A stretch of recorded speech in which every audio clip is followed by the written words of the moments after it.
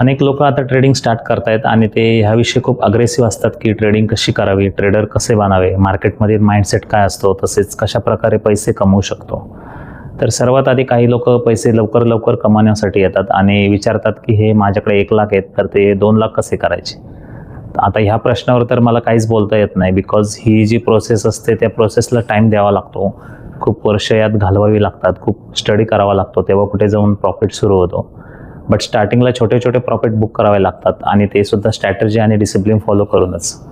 असं नाही की महिन्याभरात शिकायचं आणि आपल्याकडे जेवढे पैसे आहेत तेवढे सर्व टाकून ते डबल करायचं. असं केल्यावर लॉसच होतो. एका उदाहरणाद्वारे समजून घेऊया. माझा मित्र होता, एका वर्षभरापासून तो ट्रेडिंग शिकत होता. एकदम 1,00,000 त्याने त्यात गुंतवले आणि त्याला प्रॉफिट झाला जवळजवळ 12,00,000 आणि लोभापायी त्याने एकदम ते सर्व 12,00,000 त्यात गुंतवले विदाऊट स्टॉप लॉस आणि मार्केट एकदम विरुद्ध दिशेला मूव्ह झालं आणि त्याचं संपूर्ण अकाउंट वाईप आउट झालं. म्हणून मित्रांनो, कधी एवढं मोठं पाऊल या क्षेत्रात उचलू नका की ज्यामुळे त्याचा परिणाम स्वतःच्या मानसिकतेवर होईल. तसेच छोटे छोटे लॉसेस ठीक असतात आणि होतात सुद्धा, तेव्हाच आपण शिकतो की कुठे एंट्री घ्यायची किंवा कुठे एक्झिट करायचं. तसेच जे लोक म्हणतात की मी कसे शिकू शकतो, तर तुम्हाला शिकण्याची मनापासून इच्छा असेल तर नक्कीच शिका. कारण जगात तुम्ही काहीही शिकलात तर शिकण्यामध्ये जी मजा येते ती एक वेगळ्या स्तराचा आनंद किंवा समाधान देऊन जाते.